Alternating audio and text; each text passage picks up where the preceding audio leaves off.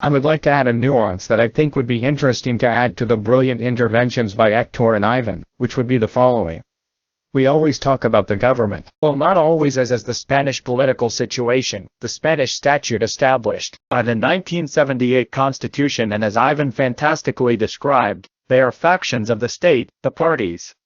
The government in any case is part of the state and a legislative power. Formal, real, it would not form part of the state, although we call it state powers, but in reality that in a formal democracy would not be strictly speaking in that way.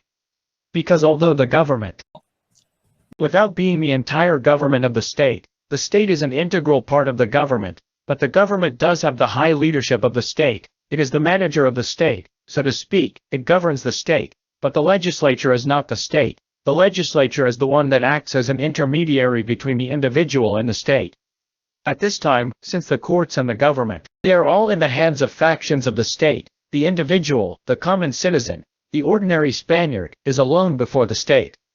There is nothing that mediates between him and the state, intermediate in some ballot boxes of metacladatos in which the only thing that can be done is to introduce lists, create, as Ivan said, proportions in which the parties distribute the seats and share the quotas of power in each legislature.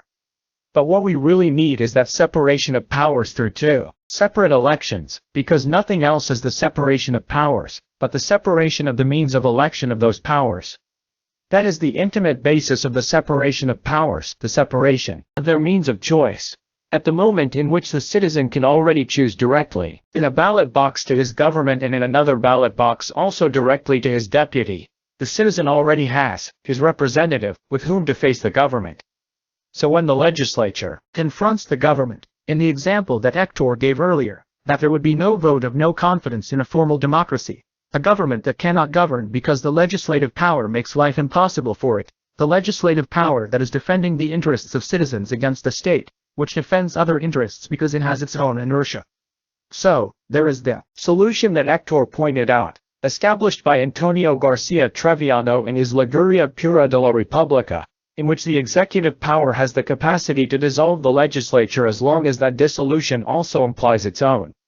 And in the same way the legislature has exactly the same capacity to dissolve the executive power as long as the dissolution of the executive power also implies the dissolution of the entire legislative power.